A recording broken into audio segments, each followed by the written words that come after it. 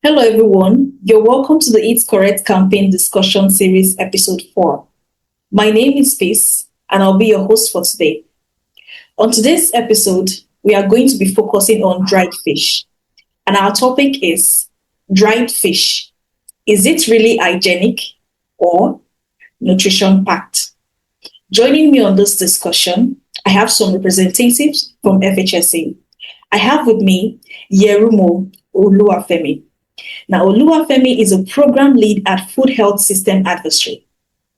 With over a decade of experience in the food sector, he specializes in supply chain and operations technology, advancing sustainable practices across the agri-food industry. His work also includes capacity building around operational excellence, food safety, and climate resilience for MSMEs, positioning him as a key enabler of innovation and growth in the Nigeria's food system. Joining Oluwafemi is Onyekwe Josepha Chidera. Chidera is a goal-driven food scientist who currently serves as an associate for the food technologies at Food Health System Advisory and as the state coordinator for the Anthem project in Anambra State. With over 6 years of experience in the food system, Chidera possesses an extensive expertise in quality assurance, in food processing, in product development, and innovation. She has made a significant contribution towards achieving safe and sustainable nutrition within the food system. You're welcome once again to this discussion. All right. So diving into the discussion, so Chidera, some people actually, they're contemplating, is dry fish really necessary in their daily diets? And they also want to know, how they can incorporate dry fish into their daily diet. So could you speak to this quickly, please?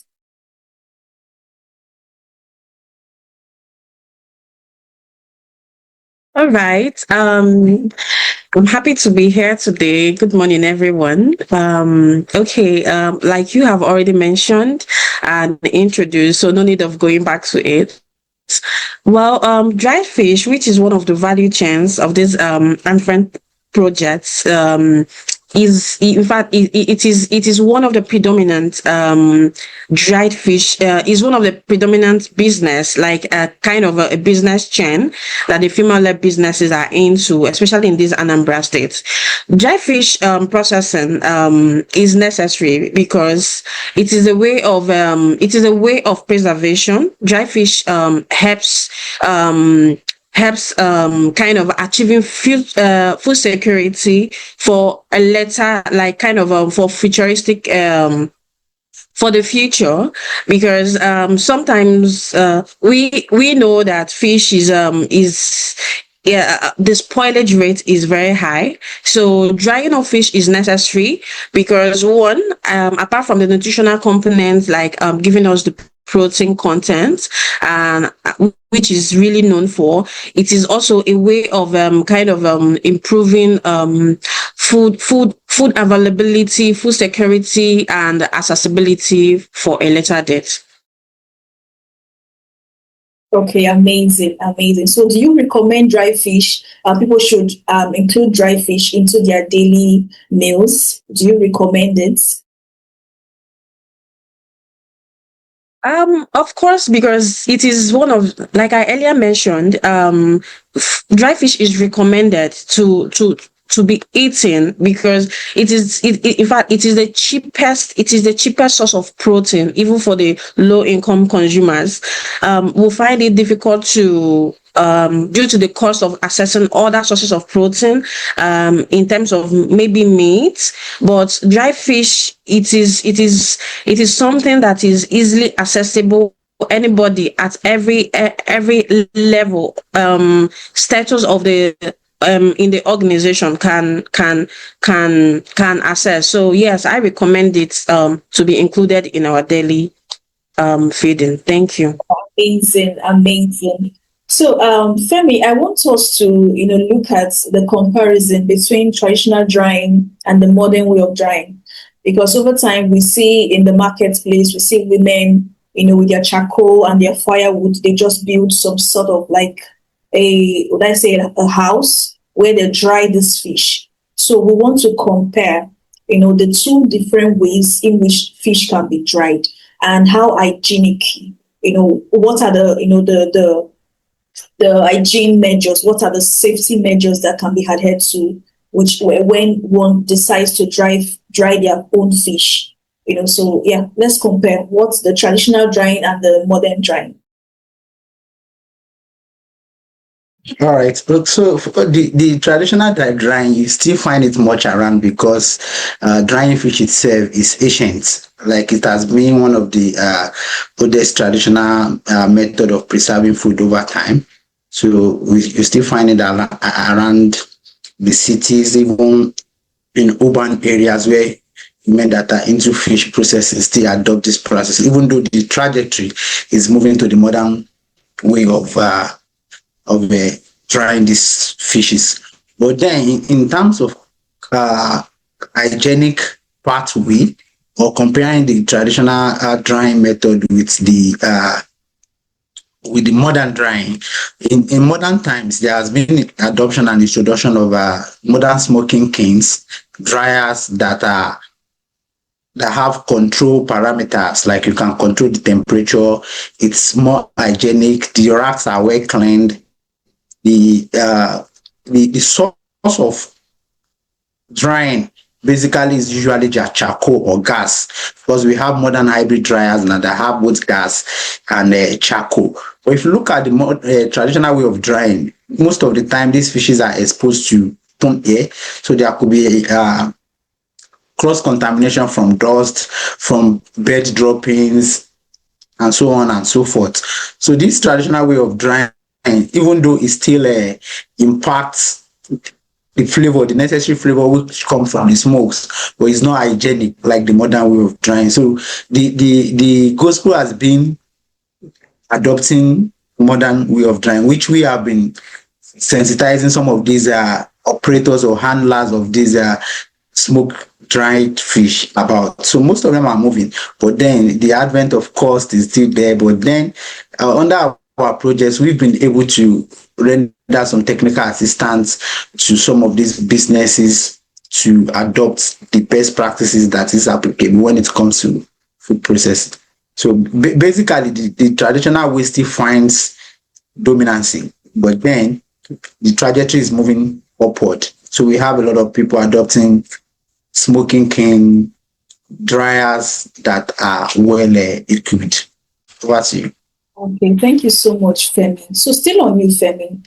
You made mention of how the FHSA team, you are actually trying to sensitize people on how to dry their fish using the modern way. So could you speak more on that? What is the modern technique one can adopt when drying their fish? Because you also pointed out that the traditional way, there's some, there's prone to be some unhygienic contents on the fish, right? You made mention of the dust from the charcoal, some bed droppings and the rest. So for someone that is listening to us now and they are looking towards commercializing the sales of dried fish, so how can you tell them about the modern way of drying their fish to enable their fish, that's a product, to be safe for consumption? Okay. So basically, in terms of modern practices, it goes beyond the adoption of modern equipment. Even the preliminary operations that comes with it differs. So basically, if you look at the traditional processor, they don't remove the gut of the fishes. In most cases, they dry the fishes wholly, even though they wash it as well, but they don't remove the guts. So at the end of the day, these guts are intrinsic factors that actually accelerate spoilage, like the modern way of processing. So they remove the guts, properly wash, sort it in some cases, because sorting is actually another form of preservation before the final drying. So it's involved thoroughly washing it. But then, like I said, in addition to adoption of modern equipment on a clean rack, on a controlled conditions, in an enclosed system, which makes it dry faster, there is better use of energy when it comes to adoption of the modern techniques, unlike the open what's it called, drum drying method or platform method or drying on firewood, which is predominant with the traditional way of drying. So for the modern way of drying, there are better conservation of energy, and the fish are well dried, which can have a better shelf life. It stays longer when you use modern equipment than using the traditional way to dry it. So all these are some advantages that come with the modern adoption of processing fish. Okay. So could you quickly tell us, or what are the tools, what equipment is required for one to be able to dry their fish the modern way?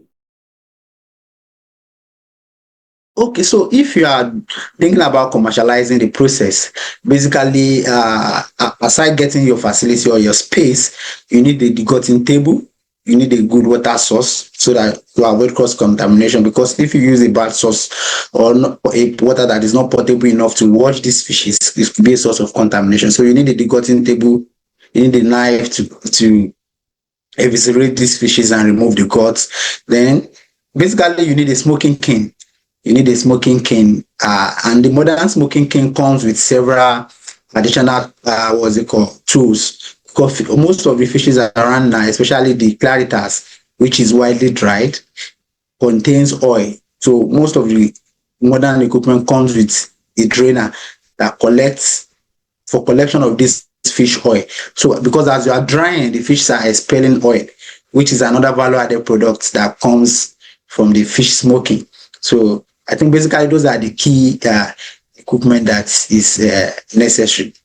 Amazing, amazing. Thank you so much for that. I believe this is going to be very helpful to someone that is listening to us right now. So back to you, Chidera. So we want to look at the nutritional realities, right, that comes after drying the fish. Because a lot of times people believe that once the fish has undergone the process of drying, it loses its nutrients entirely. So it's no longer a protein source, right? So we want you to quickly speak on this. How true is this myth that the fishes, they lose their nutrients after undergoing the process of drying? Okay. Yes. A lot of misconceptions have been flying around about dried fish, which it is out of not knowing and kind of lack of knowledge. Actually, drying does not remove the nutritional components of the fish. The only thing it removes excess water, it removes water, then and has a way of making the nutrients dense. In a system whereby kind of a solution, because yes, fish has a lot of water, but once the water is being extracted, is being removed, the nutrients are more concentrated. So drying of fish does not remove the nutritional components. In fact, it even makes it more available, like more concentrated, so that when you consume it, it is not like kind of consuming it in a little bit of solution form, but it is more concentrated. Let us not forget also that heat and temperature has a way, because fish is a protein. So and heat and temperature affects proteins, kind of we call it the naturation. So that is why the Anthem project is majorly preaching on minimal processing, because there's a way, especially maybe if you're using kind of a traditional method or even the modern method whereby you did not regulate your heat and temperature. Now it does not remove it, but kind of it reduces the quality of the protein. So drying does not remove the nutritional components of the fish. They are still embedded in it in a concentrated form. Also, we have to be kind of we have to be conscious of the temperature and heat, so that it will not denature the protein components. Okay. Thank you. That means what I picked from what you just said now is that the heat temperature matters, right, when drying your fish, just so it does not reduce the protein quality. All right, amazing. Quality. That's amazing. Thank you so much for sharing with us this information. So, speaking on the fact that why dry fish remains a trusted source of protein. Chidera, I'm still on you. So I want you to Okay. really emphasize on this because a lot of mothers will be watching us right now, and a lot of families, right, fathers, even along with their children, right, to be watching this discussion, and they want to know how does dry fish still remain the trusted source of protein? Because our focus, one of the key focus of this project is so that low income consumers will be carried along. They will have the option of affording quality and nutritious meals, right? So we want to convince them that this dry fish is still a trusted source of protein. So could you help us convince them? Let's hear what you have to say regarding this fact. Okay. As earlier mentioned about dried fish, that regardless of the drying process, that the nutrients are still embedded in it. So fish, the fish nutrients, the nutrients in fish are majorly protein. So it is still there. It is still there during even after drying. So the consumption of it still gives you the same protein that you still get from the fresh fish. Then secondly too, I earlier mentioned about accessibility and affordability. So, in Nigeria, in fact, in the economy generally, globally, we have different status of kind of economic level. So dry fish still remains one of the most predominant, the most affordable that you can usually, regardless of the class, have access to. So apart from the accessibility, it is also the most shelf stable, because let's just say you're buying a fresh fish, because it is fish and you cannot consume everything at the same time. There's that tendency of it, like shorter lifespan, that tendency of it spoiling. But with dry fish, you can buy, even though you can't consume it immediately, you still know that you have it there. So your protein source is still on the shelf looking at you. So it remains a shape, the most, for me, and not just for me, it is, in fact, it is the most accessible, affordable, and highly proteinous source you can lay your hands on. So I still recommend dry fish to be that. Thank you. Amazing. Thank you so much for that clarification. So back to you, Femi. We want to know, especially for children, right? We want to know what are the health benefits dry fish brings to them. For mothers that are watching, they want to know, okay, if I give my child dry fish, if I put dry fish in their meals, what are the health benefits am I, giving to them?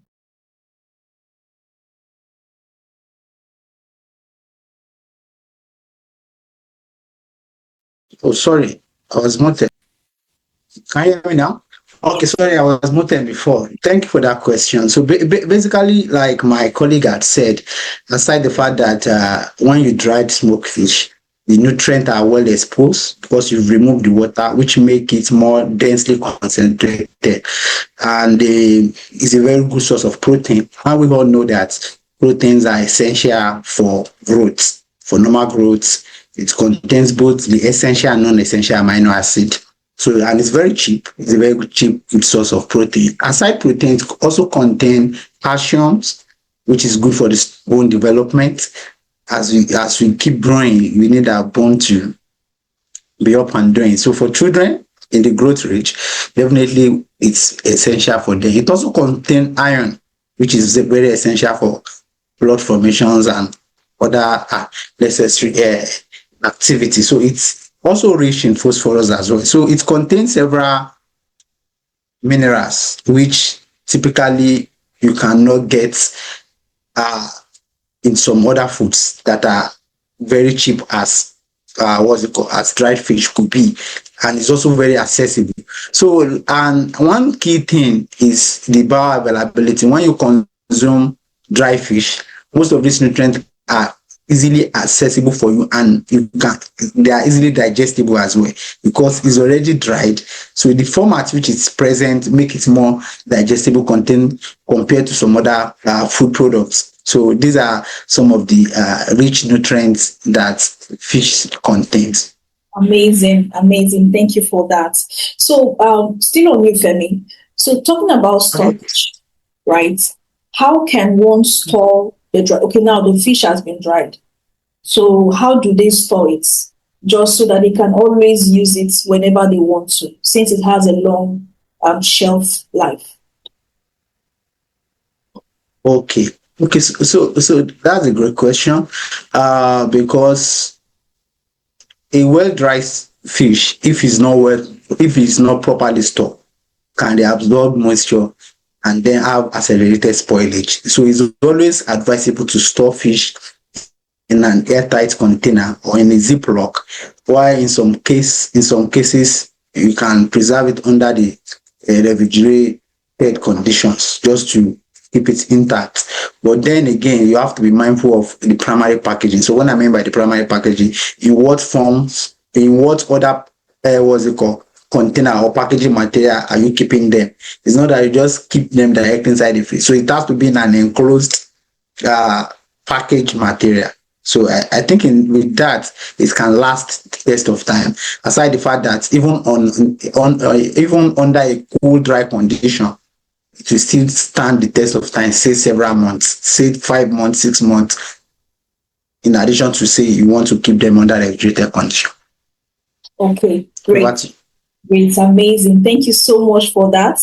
I know before now I don't know about this, but thanks to the information that you just shared with us, and I find it very helpful.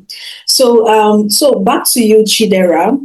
We've come to the end of this discussion, and we want you to just quickly share with us like a closing remark, right, to our audience listening to us right now. So what do you have to say to them? What message do you want them to go home with?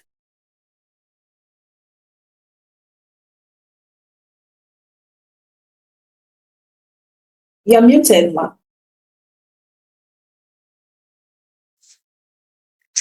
Okay.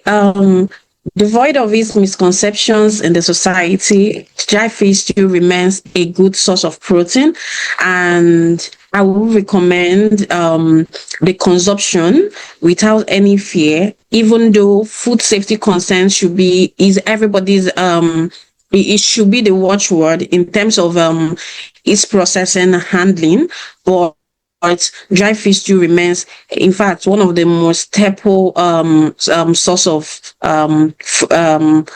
protein source. So I recommend daily consumption of it, regardless of the ages. Thank you. All right, thank you so much for that. So how about you, Femi? Any final words to the audience listening right now? All right, so the final word I have for audience is for its natural flavor. There is a natural flavor dry fish impacts for whatever application, if it's for soup, if it's for sauces, soups, stews. I think the taste and flavors are great to how we encourage families to adopt this to their diets. Thank you so much. And with that, we've come to the end of this discussion. Thank you so much for sticking with us down to the end of the discussion, and I will see you on the next episode. Bye for now. Okay, let's go.